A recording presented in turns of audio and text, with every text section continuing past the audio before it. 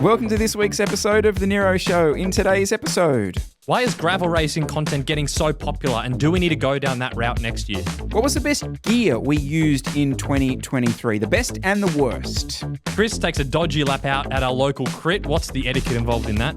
And Jesse has a big cry about today's plan's demise. What went wrong? All right, let's get into it. I feel sorry for Nicole. The baby was absolutely going ham before I left and had a bunch of calls before I came here. And I was like, oh, gotta go film the show. She's like, don't leave me here. You've just, and you've been able to walk out and close the door and forget about what's just happening in there. Mm-hmm. Yeah. And I'll get back and you'll probably be asleep. Yeah. Yeah. All right, this is a conversation I don't think I'm shocked that the Nero Show is having this conversation. I'm shocked that this appeared in the show notes this week. But Jesse, I feel like you have an announcement to make. Maybe is it this important? How do I even? What's the announcement here? Like, I think I'm gonna have to embrace gravel. There it is. There it is. It's it. Like, it's crossed. There was a video that came out that for me just pushed. It was the straw that broke the camel's back, and I can't ignore it anymore. I can't ignore it. What was the video, Jesse? Talk me through how this has played out, because I want to go deep into where this places you going forward. Yeah. So it was Dylan Johnson's video. Do we even need gravel bikes? Why I race a gravel on a drop bar mountain bike? And that popped up. I had a look and I thought, okay, very good video for those that are really into gravel. Pretty niche. Surely, shouldn't get that many views. I mean, how many people are doing elite end of gravel that care about some Frankenstein gravel bike? Anyway, 4 days later, it's on 91,000 views. There are 91,000 people that wanted to see a Frankenstein gravel bike. And it was just an astounding number of views, especially in comparison to what a similar road bike video would get. Yeah. So you go and type in Jonas Vingegaard's bike. So GCN Tech channel, that channel has 600,000 subscribers. Jonas Vingegaard's won by Cervelo S5. So it's a Cervelo. It's won by. It's the Tour de France winner 2 years in a row. 128,000 views. Dylan's video will overtake that video probably in a couple of weeks. And then even Tadej Pogačar, similar sort of thing. His bike review videos, there's been a few over the last couple of years. They're averaging between 120 and 160,000 views. For road bikes of what should be an audience 10, 20 times the size, getting pretty much the same amount of views. That did it for me. Like, I'm getting, if we're doing gravel now, because we're operating in a similar space as this, we're on YouTube, we're getting left behind, I think, if we're not doing gravel stuff. Well, not half our audience, probably the majority of our audience have just gone, well, we told you so. Mm-hmm. But the clamber, I think that's what it is. It's that clamber for content around the gravel stuff that it's like it's turning into a bit of a tidal wave that has shifted at this point. And there's so much, like even just before we started talking about this, there's so much unknown here in this space that YouTube's almost perfect for it. Okay. Yes. Can I dig into that a bit deeper then? I want your opinion on this. Is the gravel content, like that video in particular, getting so many views because the audience is like 90% engaged? Or are we still just making up excuses and actually the size of the audience that care about gravel is just bigger than we're giving it credit for? Because I don't want to dismiss the views this is getting as just, oh, well, everyone that does gravel cares a lot. It's still a niche. You know what I mean? I don't want to just be like, oh, no, it's just a niche. No one cares. If actually the size of that audience is as big as these views, these videos get would reflect. What do you think there? I actually hadn't approached it like that. And you're right. I think I have a massive bias here that is probably, if I'm honest, is probably coming from the angle of, oh, all these gravel people are so insane and just so into it. They're watching the video 5 times. Mm-hmm. That's why it's so popular. Mm-hmm.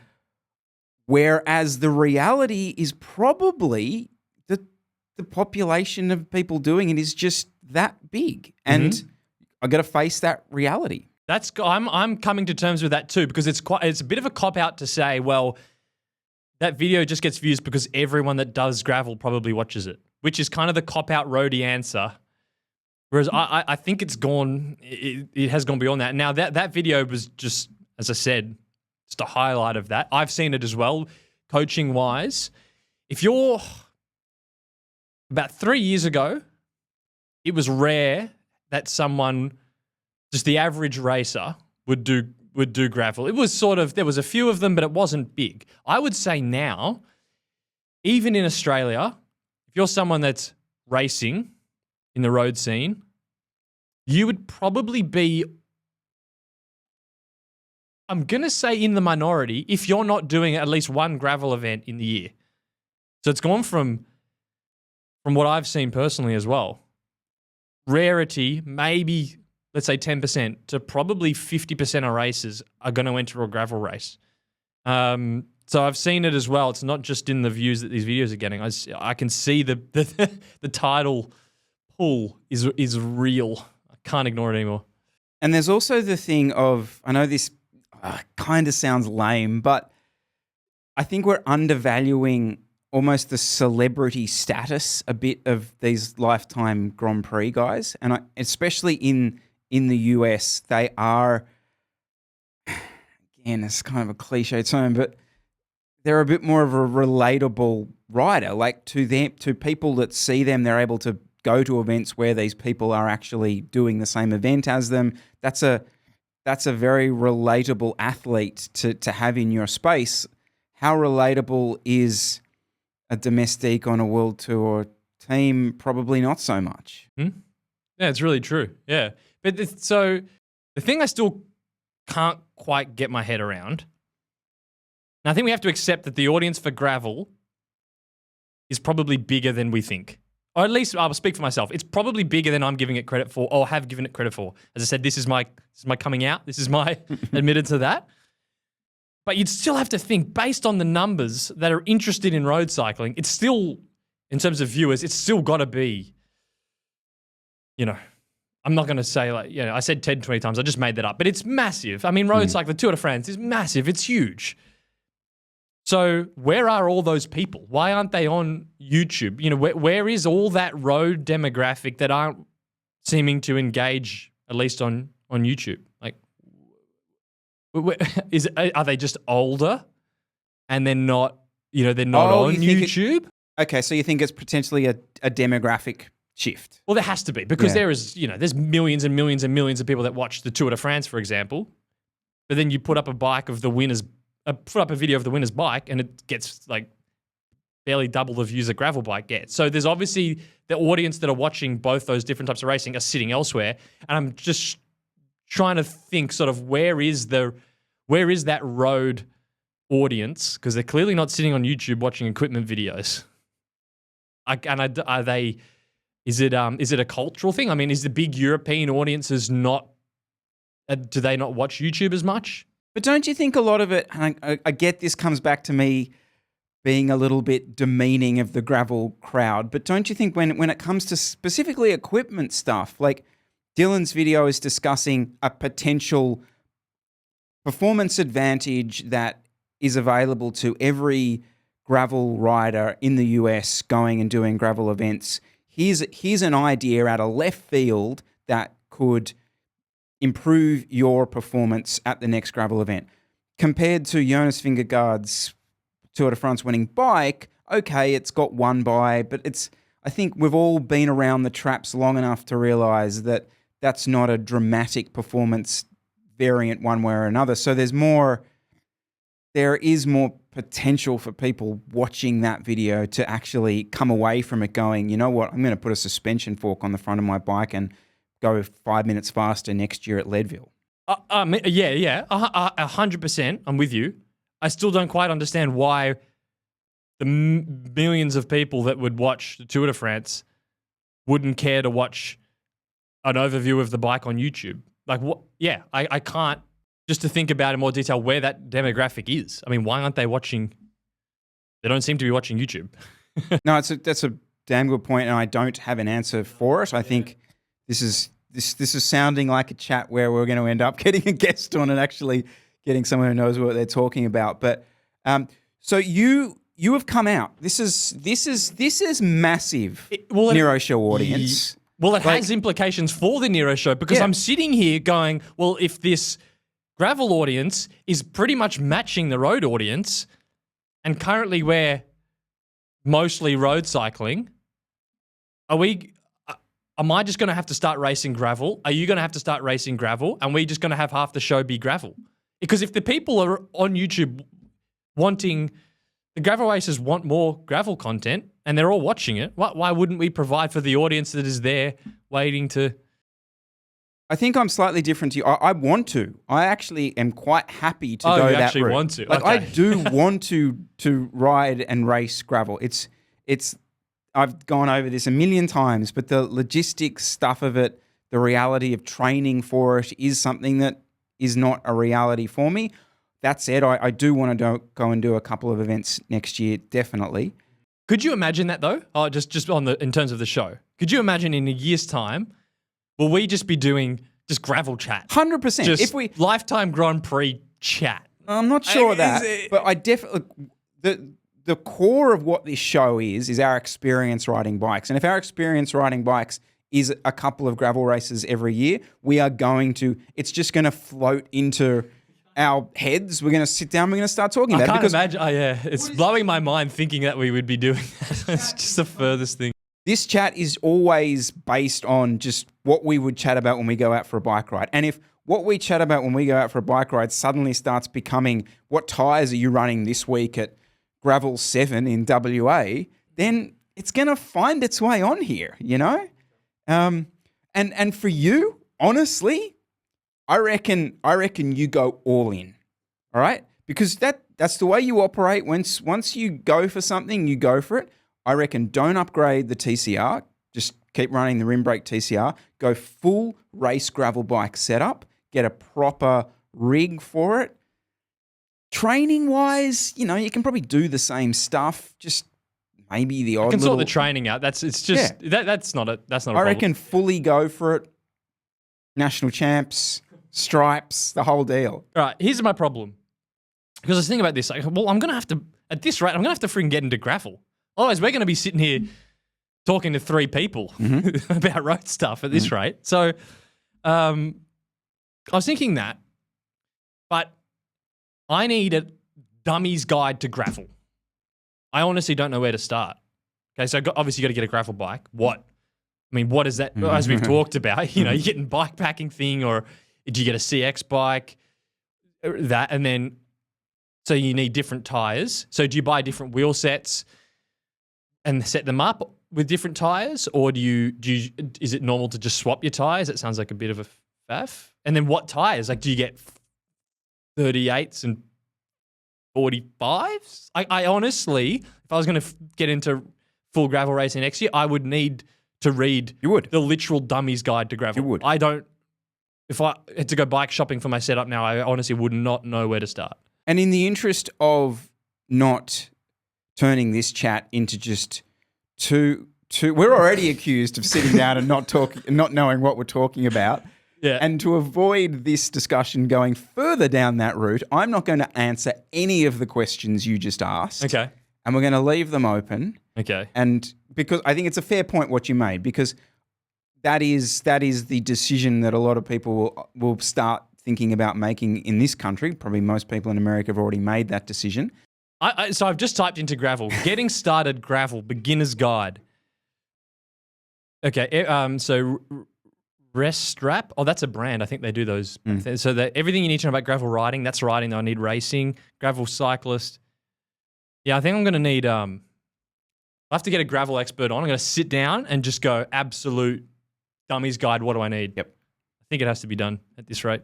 But you have seen it in some of the athletes that you're coaching now. It's, as I said, if I had to guess, a third to half of people, if they were doing road racing, well, in 2024 or even 2023, they're at least doing a gravel race. It's just the done thing. Like, it would be, I feel a bit out of place planning. Well, I'm not planning my 2024 season, but for what my 2024 season potentially looks like, to not have a single gravel race now is I'm in the minority based on what I'm seeing. That's even more. That's even in Australia where there's not that many gravel races on. In the US, it's gone beyond that, I would say. So who would you get on? People are going to say, oh, you got to get Dylan Johnson on. Okay, besides Dylan Johnson, who would you get on to give you the gravel racing 101? I mean, I can name other gravel athletes, but I don't know whether they're well spoken, and I don't know whether they're. I mean, yeah. Well, at least the ones that make videos, or yeah.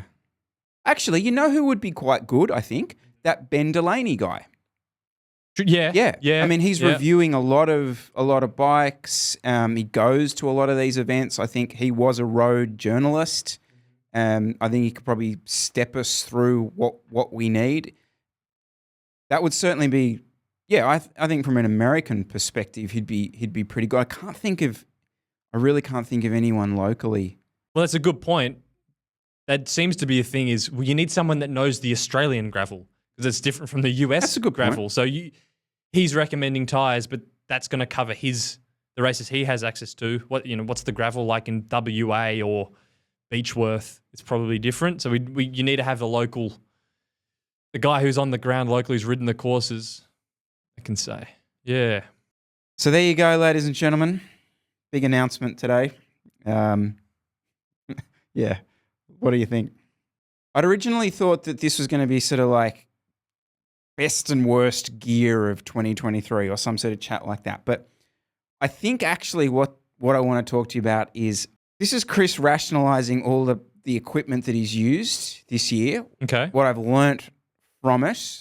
Sort of wins and losses along the way, and some pitfalls. So can I start this off? Yeah, let's hear it.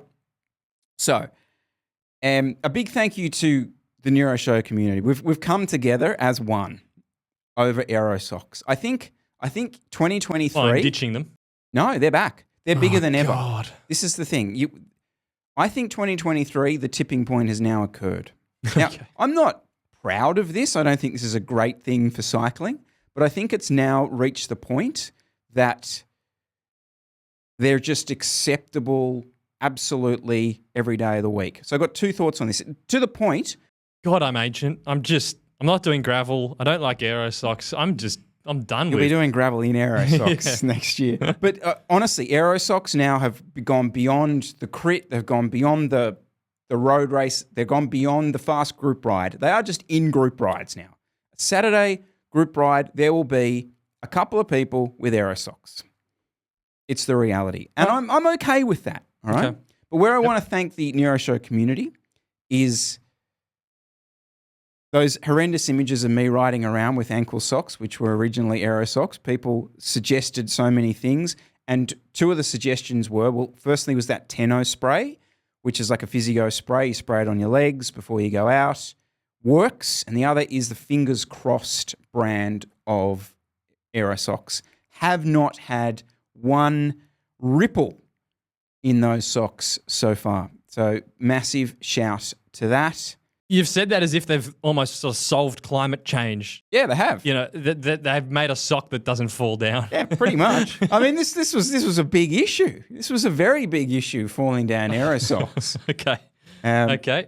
According to my Instagram DMs, they were anyway. Okay, cool. Another big revelation for me this year was skin suits. I've made this pretty clear. But specifically the pouch situation on a skin suit. Now, obviously, the Nero suit does run that, and I'm been very, very impressed with that. It just, the functionality of the skin suit, especially in hot weather. Yep. If you haven't tried a skin suit before, Nero suit, few left. Go check the link. Only a few sizes left, but have a look. But yeah, I mean, I've seen you've been running it. So what's the, in the hot weather, so less overlap between the jersey and the bib shorts, less stuff going on sort of over your back. I think that's what it is. I think it's the bib. It was the bibs, the strappiness here. It just builds up more material and that kind of thing. You just get such good airflow. Mm-hmm. And because you've got the flappy situation, you can unzip. Mm-hmm. There's no issues unzipping anymore if you want to go that route. So definitely, big fan of it. Cool. And the material's lighter. Yeah. It just is a lighter material. It's designed that way. Takes me into vibe riding. Vibe riding not possible without a good top tube bar, tail fin. Top tube bar's been another win. Top tube bag, sorry, I should say. Yes, so that's the singlet riding, not possibly standard. Top tube bar, in go your lollies, your headphones, and your phone. Away you go. Another rationalisation has been back on Shimano pedals. Okay. I don't know why you ever went astray. I can tell you why I went astray. Because they don't look cool.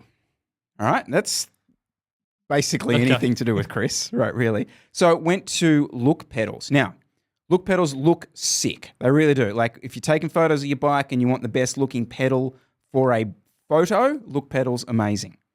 I will say also, like, never ever had a pedal strike with them. So they were the Aero Blade ones. So I could get away with some pretty dodgy pedaling through corners on those pedals and never had any issues with them. The biggest thing is the creak. There's the classic Look cleat freak would pop up.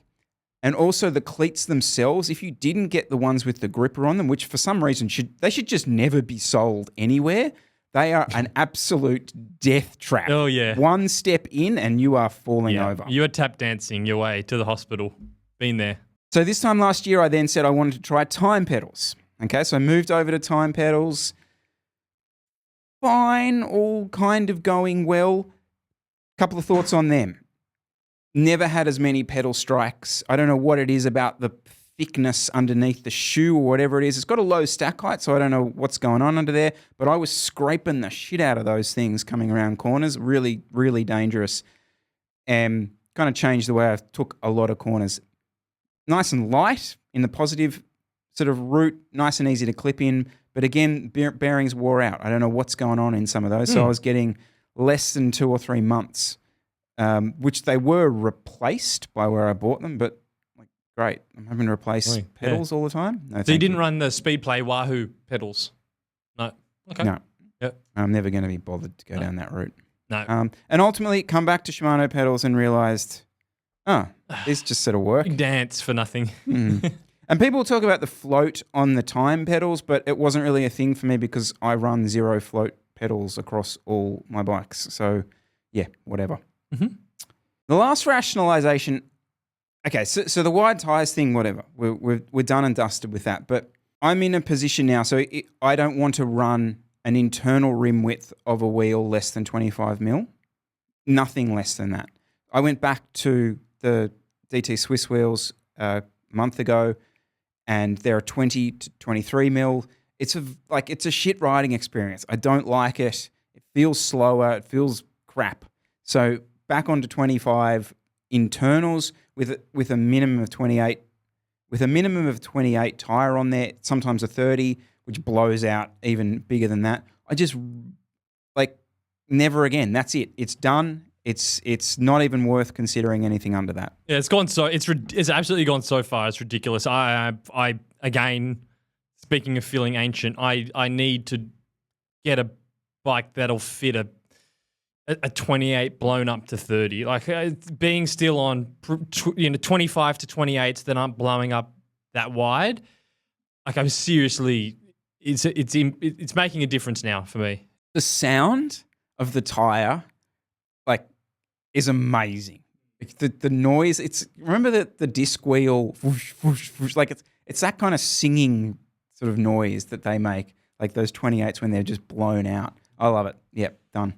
I would like to see you on an endurance bike because you didn't, in the reality of things, change bikes that much because you just went to different versions of pretty much the same thing.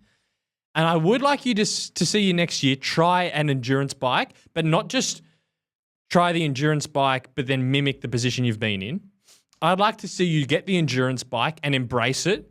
Go and see Tom at NBC again. Get him to just get the Gran Fondo fit, get more upright, and try and change how you're riding a bit more. I'd love to see you go and do Snowy Classic next year, having done sort of 4 months of training, not worried about the aero position you're riding in.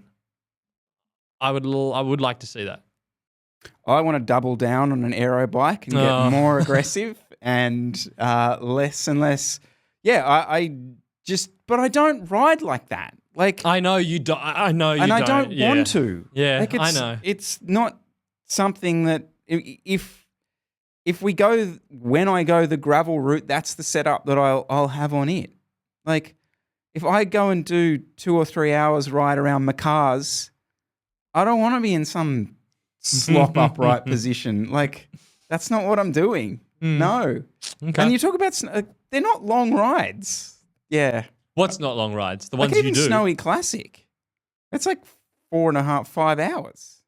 No, but in Snowy Classic in particular, even going up to Perisher, I honestly think if you were in a more upright position, you'd be going faster. And if you had trained in it, I do think, constantly training tucked in, which obviously makes sense for most of the racing you're doing. Stick you on an endurance bike, nice and comfy. You've got, there's some watts to be untapped there. Just go back to just Euro Chris.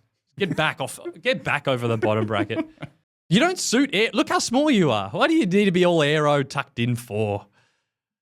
You'll be right. That's for me. Well, I like it. Yeah. No, I mean that's fair enough. I'm telling you that you need to become a gravel pro. You can tell me I should be becoming an endurance rider. I accept that. We'll see. This was kind of news in my space. Probably most of the people watching aren't going to realize, but there was, for those that are using a training platform online, most likely is if they have a coach too, they probably use Training Peaks. Most of you listening probably have heard of Training Peaks before. It is by far the biggest, aside from Strava, online training platform, especially for coaches to use with their athletes. There are a few other competitors. The next biggest one probably was Today's Plan. Did kind of a similar thing to Training Peaks. About 4 years ago, it was purchased by Specialized. They did what they wanted with it, and now they're turning it off. Essentially. So basically the biggest competitor to Training Peaks is being turned off in 90 days, completely switched off. Now, unfortunately for me, I ran my entire coaching business on there. So I have now got the painstaking process of moving everything over to Training Peaks. But it is fairly big news because Training Peaks already had Today's Plan was a small part of the market. Training Peaks already had a monopoly on that side of things, and now it's even further. I mean, if I said to you, what's a competitor to Training Peaks, you probably couldn't name them. I mean, I know what they are, but you probably never heard of them. Final Surge, Training Tilt. There's a few others, but they're small fry, really. So, yeah, it's just, especially when we heard of GCN getting shut down, the cycling tips getting shut down. This is another venture capital takeover. Let it sit. They close it off and ditch it. I mean, the fact that Specialized came in and bought this and did nothing with it. Like, is that a fair comment? Like, they did stuff internally. So they used parts of it and they used the team. So they got, I think they got their value out of it. Really? But the value they had wanted from it had nothing to do with the actual platform that you and I would go and use. It was the stuff in the back end I think they were wanting to use and the software, the team and the employees and things like that. But yeah, and now I think it's just a case of, why would we be can't be bothered putting energy and stuff and resources into maintaining that website now that we've probably gotten what they wanted out of it and they just turn it off. So are there any realistic alternatives to Training Peaks? There are. So the two I mentioned, the Final Surge, Training Tilt, there's probably a couple others. The problem you have is when Training Peaks is so dominant, firstly, most riders, if they've used a platform before, have used Training Peaks and keep wanting to use Training Peaks. So as a coach, it's an easier sell to say, hey, I'm on Training Peaks because it's the most, people are most accustomed to it. And the other thing as well, because they're so big, they integrate with the most third parties. So if you have a Wahoo, if you have a Garmin, and whatever X platform comes out 5 years down the track, Training Peaks will be the first person that has integration with it. Your backwater online training platform will maybe never get that integration. If not, it'll probably be years behind Training Peaks. Today's plan was in that regard as well, which is why it was frustrating. Today's plan was probably second in line behind Training Peaks in terms of the number of integrations they had, which is quite important. You want to link in with your Oura Ring and your Whoop and all that sort of stuff.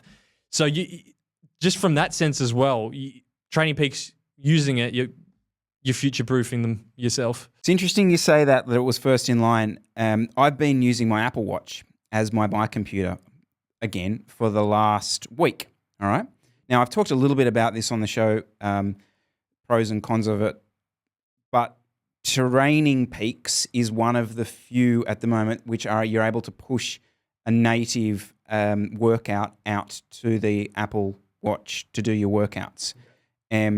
There's some interesting stuff. It's not I've said this before and I stand by it, like the Apple Watch is not a replacement for someone who has a Garmin or a Wahoo. It's just not. It's not a self-designed thing for that. But it does open up to a huge, I think, like 40 million a year or something that gets sold. Totally different audience now have a working bike computer. And honestly, can I just quickly say this? So my experience of using the Apple Watch so far I haven't been doing training, as you noticed, but I'm doing rides and races and group rides and fast-paced group rides and that kind of stuff, that the actual data is super accurate, and no dropouts, anything like that. In fact, I would argue the heart rate monitoring has been, in fact, last night it completely beat my Garmin because I'm running them side by side. My Garmin did the classic dropout. Actually, it wasn't Garmin's fault. It was the Polar strap. That's right, yeah. And it did a classic. I was doing Tuesday Night Heffron at 66 BPM. Whereas I have not had the heart rate skip a beat, which blows my mind given the position you're in on a bike and where this sits and all that kind of stuff. I just don't even know how that works as well as it does. So the data itself has been really, really good. Obviously, there's a whole other issues around. So it mirrors on your phone if you take the phone out with you. It does mirror on your phone, so you can use your phone as a bike computer. But then the mounting solutions for that aren't as neat, obviously, as they would be from a normal Garmin mount. You've got your quad lock stuff, but that's got to sit on top of a stem, so it's all a bit odd. Just on that, does the watch have a easily removable strap? So could you unstrap your Apple Watch, mount it on something, and then run it like a small Garmin? You could, but you would then lose the heart rate. Oh, you would, yeah, okay. Which I got to say is the actual to save you having to wear a heart rate strap. Yeah. The actual hitting a lap button on there is not too bad. I feel like it's two features away from being legitimately, I might consider using this. So what's missing? So the mapping stuff, which I don't use that much. I mean, obviously knowing all the routes that we normally ride, but when you travel, that's an issue. But you can get around that with your phone, because if your phone's out there in front, then you've got mapping solutions. You could just run Google Maps or something like that, or even just run Strava in front of you. Yep. But as a native incorporated, it's not there. And I know this sounds lame, but the Climb Pro-y type stuff, that is super useful when you're doing an event or you're riding somewhere that you're not used to. I was thinking if I go down to Adelaide over Tour Down Under, it'd be cool. I could just run the Apple Watch and just do that. Would I, if I'm riding just with groups, I probably would. But if I was I had 2 hours and I'm going to go do a Norton Summit loop with a backwoods of, what was the Tea Gardens or something, whatever that thing is, I'd probably want to just have the route on there. Mm-hmm. But it's that kind of close. But the fact that the data is accurate, that's the main thing as well. If it's recording heart rate, saves you wearing a heart rate strap, if the fit files are clean without dropouts, if it doesn't accidentally delete them at the end like a Garmin does, if the battery lasts a long time. Battery's super. Now, does it have a lap button? Yep. Okay. So I can use that. So you're pointing to the one on the side. Yeah, the action button is my lap button. Is a lapper. Okay. You can now follow a structured workout on there from Training Peaks. Okay. I personally don't use that feature, but most riders, if they have a coach, will follow a structured workout. It's close. I think I would. I honestly think I'd run that. If I wasn't doing a race where I like to have the map up, you check how far in. So what's it like actually? So if you're doing a criterium, what's that like in reality of checking it? Is that fairly natural or is it hard? Is it it's a fine. bit? No, that's fine. Okay. The glance with the big screen. So I'm running an Apple Watch Ultra. With that is actually quite doable. There's no issues around that. Now I will say that I've only done 2 rides where I haven't run the Garmin as well because I've been running them alongside each other just to see if the data's good. So I haven't done a race without the Garmin out there. So potentially me actually doing that hasn't been happening as much as it would. So that's an Apple Watch Ultra. Correct. What are we running here price-wise? $1,200. It's not even that much more than a top-end Garmin. About the same as yeah. Garmin, yeah. But the 2 experiences are very different. So there is the experience of running just the watch, so with nothing out in front of you, which is the perfect endurance day happiness. It is really, really good. Then there is the experience of having the phone in front of you, and so it will display. This isn't customizable at this point, but it will display just the ride time on your lock screen. So you don't have. So there is a full bike computer screen available too, which just blasts in front of you with the big iPhone screen. But if you choose the lock screen, it will just show the ride time or something like that. Are you saying if you're mounting your iPhone? To be honest, I think that is crap. I don't see that as a path forward. I think the path forward is just going to be this. Yeah, that is like having a Wahoo on your wrist. I agree. Strapping your phone out, it's not going to be there. The thing I still probably would maybe have an issue with is, especially for a lot of my rides, if I'm not doing a structured workout, obviously I need to be looking at it. I think that, I'm still not sure about if I'm sort of doing 400 watt efforts, and then I'm like a minute and a half in, am I on track? Impossible. But I'd argue, that's where you then bring the phone back in, where you're doing that effort, because you're dead right. I find to measure the first minute of an effort is really, really hard with no reference point. Yeah. So what do you do as well? I feel like even when I'm not doing a workout or something where I'm strictly following the power, I use my Wahoo as a bit of a distraction. I'll have the map up, the speeds there, and I'm just thinking, what's it like on a ride? Probably every 30, 40 seconds, I'm looking down and just, my arrow's pointing north. Just crap like that just keeps the mind ticking over. And I haven't ridden without a Wahoo for years. I feel like I would be looking down and getting bored, not having that. You would be surprised how quickly you do forget about it. You're dead right. It's noticeable the first couple of rides, though? Couple of rides, you're like, what the hell? Where am I meant to look here? Absolutely. Okay. I have managed to get over that. I'm even worse because, and this is feature 3 that it misses. I am so invested in the Garmin Varia radar. I love the little dots with the cars coming up behind me. Yeah. I'm so invested in that I think that's going to be the thing that gets me back on the Garmin.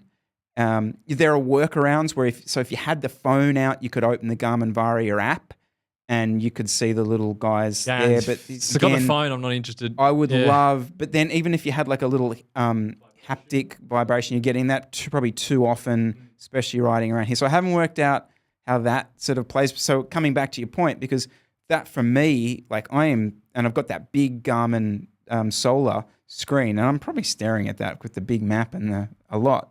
Are there sort of Asian sort of companies that will do like an Apple Watch mirror device, almost like a second screen, like a second monitor that can just connect, and you could run that as. Great question. Don't know the answer. Could be. So you can still have it reading your heart rate, and then you just have it mirrored onto your. Yeah, it's a real pity you can't broadcast the heart rate from your Apple Watch to a bike computer. So I can't use the heart rate data in the Garmin file even though I know the heart rate data in this is more accurate than the Yeah, that's kind of annoying, isn't the it? Polar one. Yeah. Yeah. Well, yeah. Apple, no chance. Use our glorious Apple Watch Ultra 2 as a heart rate strap. How about no? Yeah, and things like efforts and intervals, the data that you receive, is not there. Like if I hit interval, I can't get a good interval screen yet. I can't customize that to be, what's my average power in this interval, or that kind of stuff. It's not really set up for that. But you yet. can customize the workout screen when you're doing the session. Yes, Just not the lap summary. No. So your lap screen is not customizable enough with the data that we want yet. Yeah. Oh, okay. Well, that's a write-off.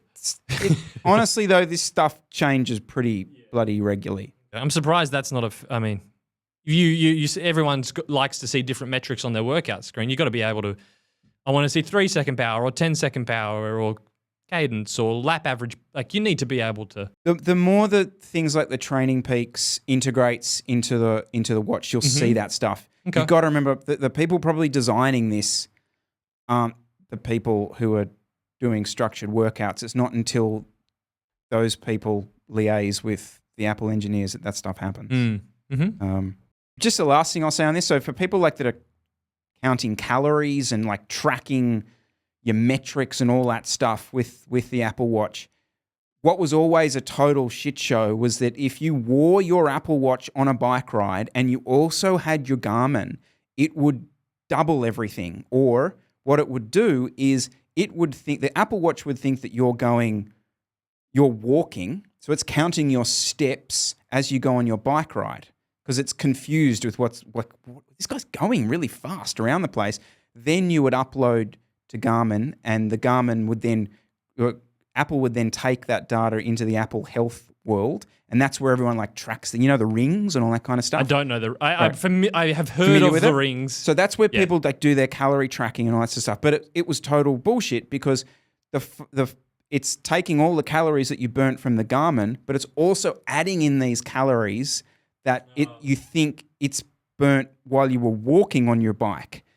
So, or 100-kilometer walk. Yeah, it was always this stupid workaround, and so your rings are like spinning like this at the end of the day because it thinks you've burnt 7 bazillion calories. Whereas the reason I say that is once you start using the watch as an actual bike computer, it knows you're on a bike ride and you're not walking, and so it doesn't go and count your steps, etc., etc. So because people do that. I know people count their calories and all that sort of stuff with them. Yeah. So they use it as a monitoring device. I don't know. Is it using the power meter to calculate the calorie burned on the ride, or is it still using some basic sort of heart rate thing, which it would be doing for your daily calorie burn? Comment down below with the answer. I don't know the answer. Should be. Yeah. If it is, it's going to make your daily calorie burn a lot more accurate anyway. That'd be good. That's potentially the most tech we have ever talked. Talked? My English is on this channel. It's not quite the 50-minute club. No, but I feel like we should. You can't avoid it any longer, Chris. Yeah. What are we talking about? The Mulligan. Oh, you're having a go at me for this. Miller takes a Mulligan. All right, explain. Well, what is your problem? All right, I have no issue with this at all. Okay, let's go back to the beginning here. For those that don't do criteriums and don't really know the rules, what happens is in a criterium, you're doing laps of a smaller circuit. So there are certain reasons during a criterium where they'll let you skip a lap if certain things happen. So for example, if you get a flat tire, you go over to the pits where there's the spare wheels, you change your wheel over, and they'll let you rejoin in and you get to take 1 lap out. If you crash in a criterium and you fall over on the ground, get back up, dust yourself off. You don't have to go and chase everyone back down. You get to have a free lap because you have what's called a recognized mishap, and they'll let you join back in the next lap. What that doesn't extend to is if there is a crash in front of you, which you can then ride around, you don't get to take a free lap, okay? All right, now, here we go. It is, I will admit, it is a grey area, but technically, you have to be involved in the crash. If you have to divert around the crash, you have to chase back on. You don't get a free lap. Now, Well, there's obviously massive grey here. Yes. And if you have to unclip to go around the crash that's happened in front of you, you have to absolutely have a lap out. I think this is... No, yes, you do. No. So it is open for interpretation. My understanding of the rule is there's a foot down rule. Yep. So what happens is it creates a bit of like a professional soccer moment where there's blokes taking dives and things like that. Because what'll happen is there'll be a crash, and then all the people stuck behind it that were probably not in that good of a position in the first place start clipping out and doing kind of fake slide outs, and it's got caught up, and they got their foot down. And because it's the sort of the done thing is if I had to clip out and put my foot down, I get a free lap. Now, I've reviewed the footage. There was blokes coming from behind you who were able to chase back on. And you had a free run to the right-hand side. I don't think that's a free lap.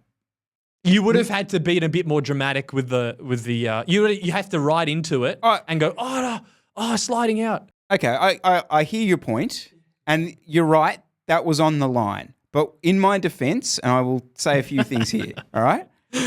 I did have to unclip. And if you slow down how close I had to actually get around that wheel, you'll be quite impressed. But anyway. I didn't know you had to unclip. There's also the fact that in a situation like that, it's not like we were just in a race and everyone's going along. That was the point in the race where you're going past B grade. So there is a bit of, there's a different environment happening in that stage where my positioning looks worse than it is. Now I'm about 8th wheel, but because we're starting to go through B grade, it looks like I'm about 58th wheel because we're going through. And in those moments, I would argue that there is a little bit more lenience towards safely going around the crash and then rejoining, as opposed to bolting out of it and creating more chaos.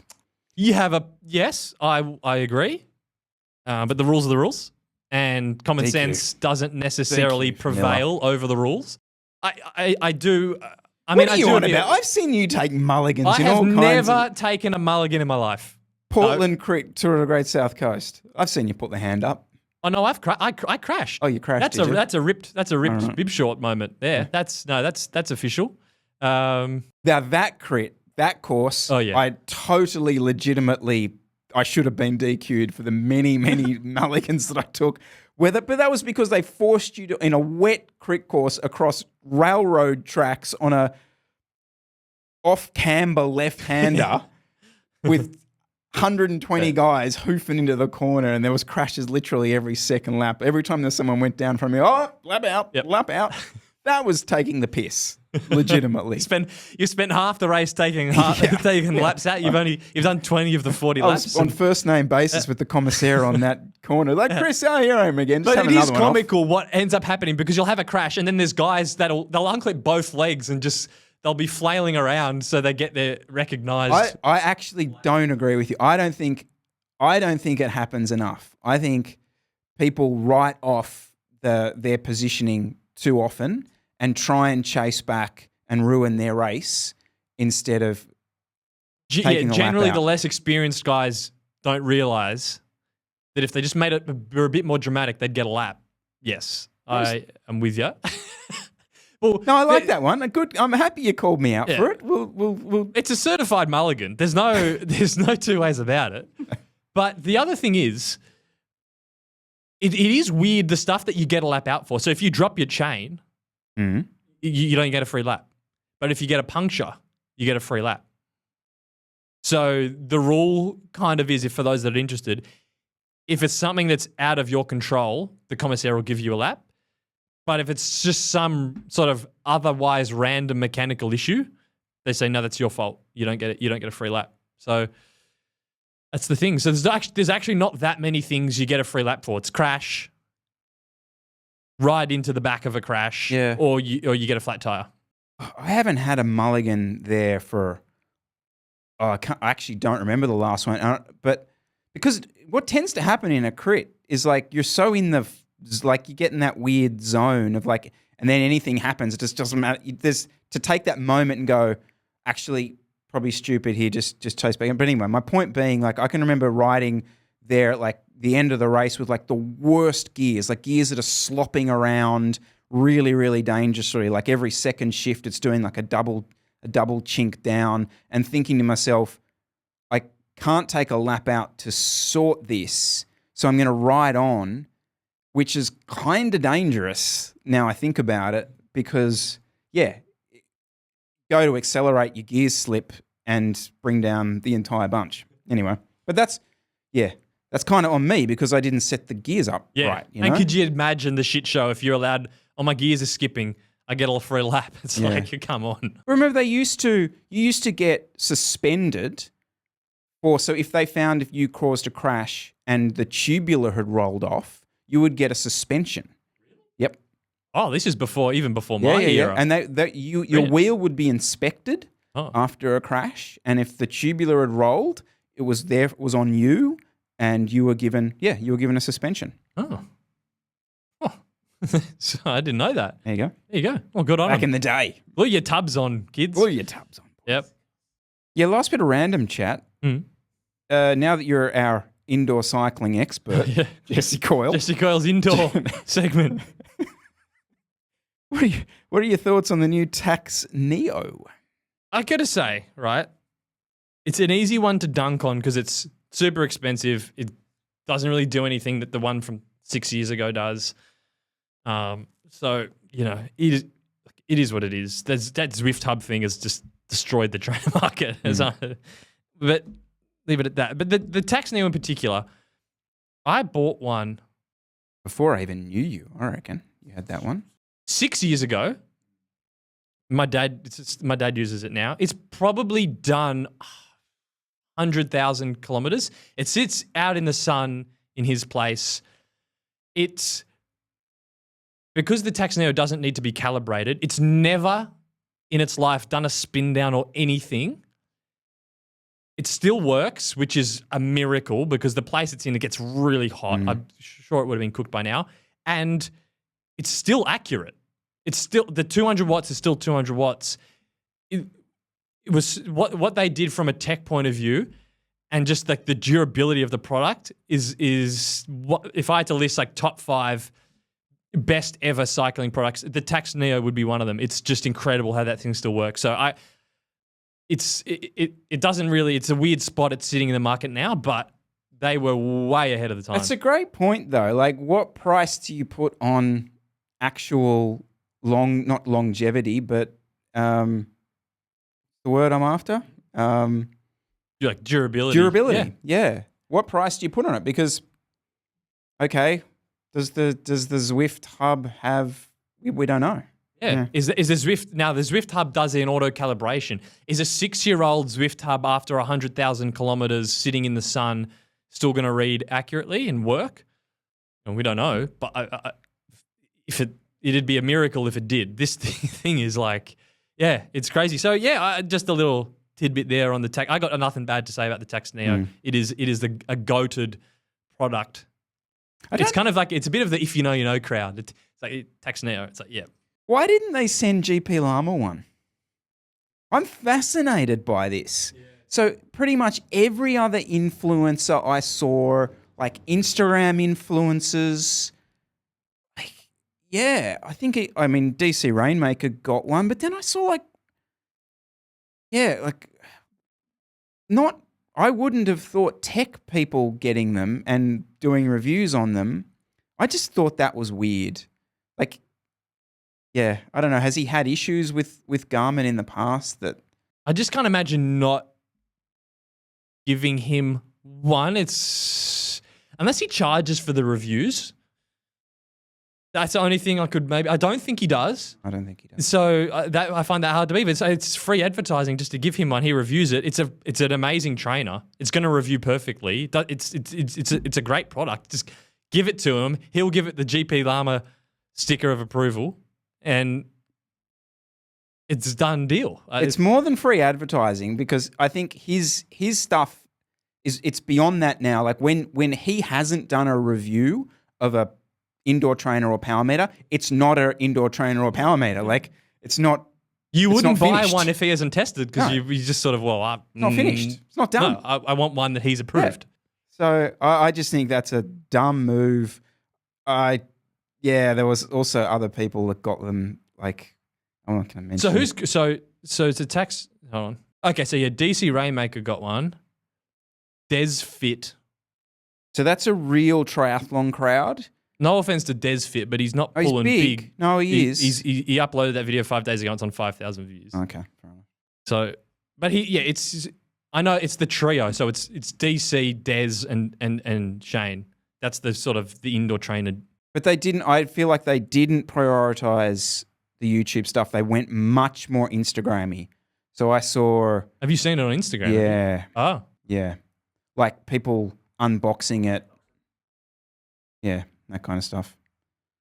I'm not going to name the people because it makes it sound like I don't like them. Yeah, that you like to hear. No, not what I mean. It's, yeah. No, I will say actually, because it's not, like, this isn't me having a go at him. What's his name? It's Derek, the Dialed Health guy. Big on Instagram, does a lot of the sort of strengthy type stuff, has like reels and things with millions and millions of views. Like, that's fine. He can do that sort of content, but that's not a Shane Miller review. So clearly Garmin have gone, right, we want that crowd. We want the fitness crowd, not the cyclists. The Peloton crowd, probably, if I think about it. All right, Jesse, I reckon that is us done this week. Thank you for your time. Thanks for listening to me. We will see you next week. See you then.